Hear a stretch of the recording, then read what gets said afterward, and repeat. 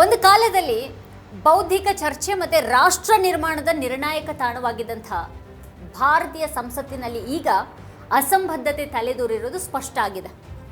Budget ಅಧಿವೇಶನದ 6ನೇ ದಿನದ ಘಟನೆಗಳು ಕೇವಲ ರಾಜಕೀಯ ಘರ್ಷಣೆಗಿಂತ ಹೆಚ್ಚಿನದನ್ನು ಸೂಚಿಸುತ್ತವೆ. ಅವು ಪ್ರಜಾಪ್ರಭುತ್ವದ ಸಭ್ಯತೆಯ ಒಂದು ವ್ಯವಸ್ಥಿತ ಕುಸಿತವನ್ನು ತೋರಿಸುತ್ತವೆ. ಅಲ್ಲಿ ಆಡಳಿತ ಮತ್ತು ವಿರೋಧ ಪಕ್ಷದ ಪ್ರಾಥಮಿಕ ಉದ್ದೇಶ ಸರ್ಕಾರ ನಡೆಸೋದಕ್ಕಿಂತನೂ ಹೆಚ್ಚಾಗಿ ಎದುರಾಳಿಯ ವೈಯಕ್ತಿಕ ಘನತೆಯನ್ನು ನಾಶ ಮಾಡೋದು ಅನ್ನೋ ಹಾಗೆ ಕಾಣ್ತಾ ಇದೆ. ವಿಶ್ವದ ಅತಿ ದೊಡ್ಡ ಪ್ರಜಾಪ್ರಭುತ್ವದ ಪ್ರಧಾನಮಂತ್ರಿ ಸಂಜೆ ಮಾತನಾಡಬೇಕಾಗಿತ್ತು. ಆದರೆ ವಿರೋಧ ಪಕ್ಷಗಳ ಪ್ರತಿಭಟನೆ ಗದ್ದಲದ ಪರಿಣಾಮವಾಗಿ ಗೊಂದಲ ಉಂಟಾಯಿತು. ಭಾರತದ ಶಾಸಕಾಂಗದ ಈ ಕೇಂದ್ರ ಭಾಗ ಒಮ್ಮತ ಇಲ್ಲದ ಬರೀ ಅವ್ಯವಸ್ಥೆಯ ನೆಲೆ ಆಗಿರೋದು ಸ್ಪಷ್ಟವಾಗಿ ಗೋಚರಿಸಿತು. ವಿರೋಧ ಪಕ್ಷದ ನಾಯಕ ರಾಹುಲ್ ಗಾಂಧಿ ಅವರು ನಿವೃತ್ತ ಜನರಲ್ ಮನೋಜ್ ಮುಕುಂದ್ ನರವಾಣೆ ಅವರ ಅಪ್ರಕಟಿತ ಆತ್ಮಚರಿತ್ರೆ 4 ಸ್ಟಾರ್ಸ್ ಆಫ್ ಡೆಸ್ಟಿನಿಯಲ್ಲಿನ ವಿಷಯಗಳ ಪ್ರಸ್ತಾವಕ್ಕೆ ಬುಧವಾರ ಕೂಡ ಅವಕಾಶವನ್ನು ಕೇಳ್ತಾರೆ. ಅವರು ಆ ಅಪ್ರಕಟಿತ ಪುಸ್ತಕದ ಪ್ರತಿಯನ್ನ ಸದನಕ್ಕೆ ತಂದು ಪ್ರದರ್ಶಿಸಿದರು. ಇದು ರಾಷ್ಟ್ರೀಯ ಭದ್ರತೆ ಮತ್ತು ನಾಗರಿಕ ಮಿಲಿಟರಿ ಸಂವಾದದ ಕುರಿತು ಪ್ರಶ್ನೆಗಳನ್ನು ಎತ್ತಿತು. ಗಡಿ ಉದ್ವಿಗ್ನತೆ ಸಂದರ್ಭದಲ್ಲಿ ಪ್ರಧಾನಿ ತಮ್ಮ ಜವಾಬ್ದಾರಿಯನ್ನು ತೋರಿಸಲಿಲ್ಲ ಮತ್ತು ಸೇನಾ ಮುಖ್ಯಸ್ಥರೇ ನಿರ್ಧಾರವನ್ನು ತೆಗೆದುಕೊಳ್ಳುವಂತೆ ಹೇಳಲಾಯಿತು ಅನ್ನೋದನ್ನು ಪ್ರಸ್ತಾಪ ಮಾಡಿದರು. ರಾಹುಲ್ ಗಾಂಧಿ ಅವರ ಮಾತು ನೀತಿಯ ಮೇಲಿನ ಟೀಕೆ ಮಾತ್ರ ಆಗಿರದೇನೆ ಪ್ರಧಾನಿಯವರ ರಾಷ್ಟ್ರೀಯತಾವಾದಿ ರುಜುವಾತುಗಳ ಮೇಲಿನ ನೇರ ದಾಳಿಯಾಗಿತ್ತು. ಬಿಜೆಪಿ ಸಂಸದ ನಿಶಿಕಾಂತ್ ದುಬೆ ಅವರ ನಡವಳಿಕೆ ಅಂತೂ ಸಂಸತ್ತಿನ ವಾತಾವರಣ ಇನ್ನಷ್ಟು ಕದಡೋದಕ್ಕೆ ಎಡೆ ಮಾಡಿಕೊಡ್ತು. ನಿಶಿಕಾಂತ್ ದುಬೆ ಅವರು ಜವಾಹರ್ಲಾಲ್ ನೆಹರು ಮತ್ತು ಇಂದಿರಾ ಗಾಂಧಿ ಅವರಿಗೆ ಸಂಬಂಧಪಟ್ಟಂತೆ ಕಟ್ಟು ಆರೋಪಗಳನ್ನು ಮಾಡಿದ್ರಿಂದ ಚರ್ಚೆ ತೀವ್ರಗೊಂಡಿತು. ಇದು ವಿರೋಧ ಪಕ್ಷಗಳ ಗದ್ದಲಕ್ಕೆ ಕಾರಣ ಆಯಿತು.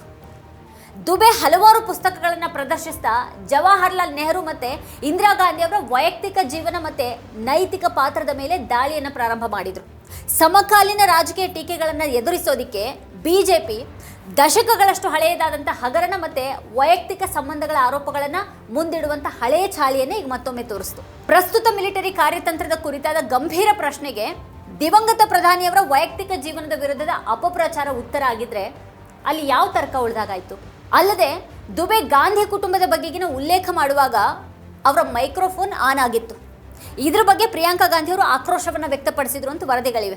ಹಾಗೆ ಇನ್ನೊಂದು ಕಡೆಗೆ ಸಂಸತ್ತಿನ ಆವರಣದಲ್ಲಿ ರಾಹುಲ್ ಗಾಂಧಿ ಮತ್ತು ಕೇಂದ್ರ ಸಚಿವ ರವನೀತ್ ಸಿಂಗ್ ಬಿಟ್ಟು ಅವರ ನಡುವೆ ವಾಕ್ಸಮರ ನಡೆಯಿತು. ಅಲ್ಲಿ ಗಾಂಧಿ ಅವರು ಅವರನ್ನು ನನ್ನ ದ್ರೋಹಿ ಸ್ನೇಹಿತ ಅಂತ ಸಂಬೋಧಿಸಿದ್ದಾರೆ ಅಂತ ವರದಿಯಾಗಿದೆ.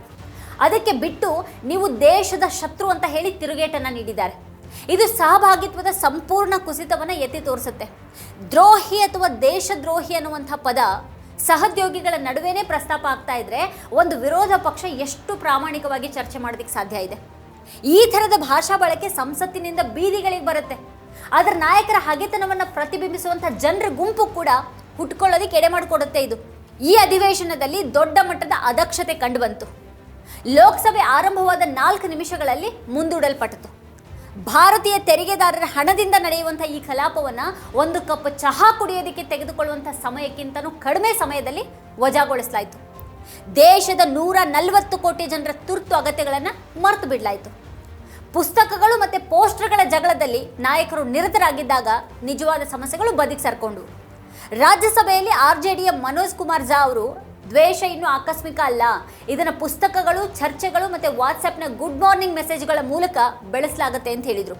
ಎಎಪಿಯ ರಾಘವ್ ಚಡ್ಡಾ ಅವರು ದೇಶದಲ್ಲಿ ಅಕ್ಷರಶಃ ವಿಷಪೂರಿತ ಸ್ಥಿತಿ ಇರೋದ್ರ ಬಗ್ಗೆ ಎಚ್ಚರಿಕೆಯನ್ನು ನೀಡುತ್ತಾರೆ. ಹಾಲಿನಲ್ಲಿ ಯೂರಿಯಾ, ಐಸ್ ಕ್ರೀಮ್ನಲ್ಲಿ ಮಾರ್ಜಕ ಮತ್ತು ಮಸಾಲೆಗಳಲ್ಲಿ ಸೀಸ ಇರೋದ್ರ ಬಗ್ಗೆ ಅವರು ಹೇಳಿದರು. सर, आज मैं एक ऐसा मुद्दा उठाना चाहता हूं जो लोगों की सेहत से जुड़ा हुआ है, खाने में खतरनाक मिलावट का मुद्दा, फूड अडल्ट्रेशन का। सर, बाज़ार में प्योरिटी का लेबल लगाकर, फर्जी लेबल लगाकर खुलेआम जहर बेचा जा रहा है। दूध, मसाले, edible oils, package food, beverages सब में unsafe additives, harmful chemical, high saturated fat, sugar और सॉल्ट डालकर मिसलीडिंग न्यूट्रिशनल क्लेम्स के साथ कि ये सेहत के लिए अच्छे हैं, एनर्जी बूस्टिंग है, बेचा जा रहा है। सर, हालात ये हैं कि आप दूध खरीदिए तो उसमें यूरिया मिलता है, सब्जियां खरीदें उसमें ऑक्सीटोसिन है, पनीर के अंदर स्टार्च और कॉस्टिक सोडा है, आइसक्रीम में डिटर्जेंट पाउडर मिलता है, फ्रूट जूस में सिंथेटिक फ्लेवर और आर्टिफिशियल कलर, एडिबल ऑयल में मशीन ऑयल, गरम मसालों में ईंट का पाउडर और लकड़ी का चूरा, चाय में सिंथेटिक कलर, चिकन और पोल्ट्री आइटम में एनाबॉलिक स्टेरॉइड्स, शहद में शुगर सिरप और येलो डाई, यहाँ तक कि देसी घी में जो मिठाई बननी चाहिए वो भी वेजिटेबल ऑयल और वनस्पति से बनती है। सर आप सोचिए कि जब एक माँ अपने बच्चे को दूध का ग्लास देती है सोचकर कि इसमें कैल्शियम है, प्रोटीन है, मेरा बच्चा तंदुरुस्त बनेगा, उसे इस बात का अंदाज़ा भी नहीं है कि वे एक यूरिया और डिटर्जेंट का डेंजरस मिक्स अपने बच्चे को पिला रही है। सर एक रिसर्च बताती है कि मिल्क के सैंपल्स में 71% सैंपल्स में यूरिया और 64% सैंपल्स में न्यूट्रलाइजर जैसे सोडियम बायोकार्बोनेट पाए गए। सर इतना तो देश में मिल्क का प्रोडक्शन नहीं है जितना इस देश में दूध बेचा जा रहा है। सर दवाइयों पे आ जाए, वेजिटेबल्स पे आइए सर, सब्जियों जिनको हम सेहत का भंडार समझकर खरीदते हैं उसे ऑक्सीटोसिन का इंजेक्शन लगाकर फ्रेश हरा भरा और उसकी ग्रोथ को एक्सेलरेट कर कर बेचा जाता है। ऑक्सीटोसिन सर वो हार्मफुल केमिकल है जिससे dizziness, headache, heart failure, infertility और कैंसर जैसी बीमारियां होती हैं। ಪೋಷಕರು ಗೊತ್ತಾಗದೇನೆ ತಮ್ಮ ಮಕ್ಕಳಿಗೆ ಹಾಲು ಅಂತ ಕುಡಿಸುವಾಗ ಅವರು ರಾಸಾಯನಿಕಗಳ ಅಪಾಯಕಾರಿ ಮಿಶ್ರಣಗಳನ್ನು ನೀಡ್ತಾ ಇದ್ದಾರೆ ಅನ್ನೋದು ನಿಜಕ್ಕೂ ಕಳವಳದ ಸಂಗತಿ. ಆದರೆ ಇಂಥ ಕಟು ವಾಸ್ತವವನ್ನು ಮರೀತಾ 60 ವರ್ಷಗಳ ಹಿಂದೆ ನೆಹರು ಯಾರೊಂದಿಗೂ ಚಹಾ ಸೇವಿಸಿದ್ರು ಅನ್ನೋದ್ರ ಕುರಿತು ವಾದ ಮಾಡೋದ್ರಲ್ಲಿ ಸಂಸತ್ತು ನಿರತ ಆಗಿದೆ. ದುರಂತ ಏನು ಅಂತ ಅಂದರೆ ಸದನವನ್ನು ಒಂದೇ ದಿನದಲ್ಲಿ 4 ಬಾರಿ ಮುಂದೂಡಿದಾಗ ಪಕ್ಷಪಾತದ ಬಗೆಗಿನ ಕಿರುಚಾಟನೇ ದೊಡ್ಡದಾಗಿ ಈ ವಿವೇಚನಾಶೀಲ ಮಾತುಗಳು, ಎಚ್ಚರಿಕೆಗಳು ಆ ಗದ್ದಲದಲ್ಲಿ ಮುಳುಗಿ ಹೋಗ್ತವೆ. ಮಲ್ಲಿಕಾರ್ಜುನ್ ಖರ್ಗೆ ಅವರು ನಿಮ್ಮ ಈ ದ್ವೇಷ ನಿಮಗೆ ಪ್ರೀತಿ ಬೇಕಾಗಿದೆ ಅಂತ ತೋರಿಸುತ್ತೆ, ಗೆಲುವು ನಿಮ್ಮನ್ನು ಕುರುಡಾಗಿಸಿದೆ, ನಿಮಗೆ ಸೋಲ್ ಬೇಕಿದೆ ಅಂತ ಹೇಳಿದ್ದು ಪ್ರಸ್ತುತ ರಾಜಕೀಯ ಬಿಕ್ಕಟ್ಟನ್ನು ಸ್ಪಷ್ಟವಾಗಿ ಸೂಚಿಸಿತು. ತನ್ನ ಜನಾದೇಶದಿಂದ ಉತ್ತೇಜಿತವಾದಂತಹ ಬಿಜೆಪಿಯ ದುರಹಂಕಾರ ಅದು ಹೊಣೆಗಾರಿಕೆಗಿಂತ ಮೇಲಿದೆ ಅಂತ ಭಾವಿಸುವ ಹಾಗೆ ಮಾಡಿರಬೇಕು. ಹಾಗೆ ಅದೇ ಸಮಯದಲ್ಲಿ ಧೈರ್ಯಶಾಲಿ ವಿರೋಧ ಪಕ್ಷ ಅಡ್ಡಿಪಡಿಸೋದು ಮಾತ್ರನೇ ಈಗಿನ ಏಕೈಕ ಮಾರ್ಗ ಅಂತ ಮನವರಿಕೆ ಮಾಡ್ಕೊಂಡಂತ ತೋರುತ್ತೆ. ಇನ್ನು ಸ್ಪೀಕರ್ ಓಂ ಬಿರ್ಲಾ ಜಗತ್ತು ನೋಡ್ತಾ ಇದೆ ಅಂತ ಸದನಕ್ಕೆ ಪದೇ ಪದೇ ನೆನಪು ಮಾಡಿದ್ರು. ಅವ್ರು ಹೇಳಿದ್ದು ಸರಿ ಇದೆ, ಆದರೆ ಜಗತ್ತು ಕೇವಲ ರೋಮಾಂಚಕ ಪ್ರಜಾಪ್ರಭುತ್ವವನ್ನು ಮಾತ್ರ ನೋಡ್ತಾ ಇಲ್ಲ, ಬದಲಾಗಿ ಅವರು ಪ್ರದರ್ಶಕರು ಸ್ಕ್ರಿಪ್ಟನ್ನು ಮರೆತಿರುವಂಥ ಸರ್ಕಸನ್ನು ನೋಡ್ತಾ ಇದೆ. ಪ್ರಧಾನಿಯವರ ಭಾಷಣವನ್ನು ತಾರ್ಕಿಕ ಪ್ರತಿವಾದಗಳ ಬದಲು ಸಂಪೂರ್ಣ ಗದ್ದಲದಿಂದ ತಡೆದಾಗ ಪ್ರಜಾಪ್ರಭುತ್ವ ಪ್ರಕ್ರಿಯೆ ಅಲ್ಲಿ ಮಾಯ ಆಗ್ಬಿಡುತ್ತೆ. ವೀಕ್ಷಕರ ಕುರಿತು ನೀವೇನು ಹೇಳ್ತೀರಿ, ನಿಮ್ಗೇನು ಅನಿಸುತ್ತೆ? ನಿಮ್ಮ ಅಭಿಪ್ರಾಯವನ್ನು ವಿಡಿಯೋ ಕೆಳಗಡೆ ಕಮೆಂಟ್ ಮಾಡಿ ನಮಗೆ ತಿಳಿಸಿ.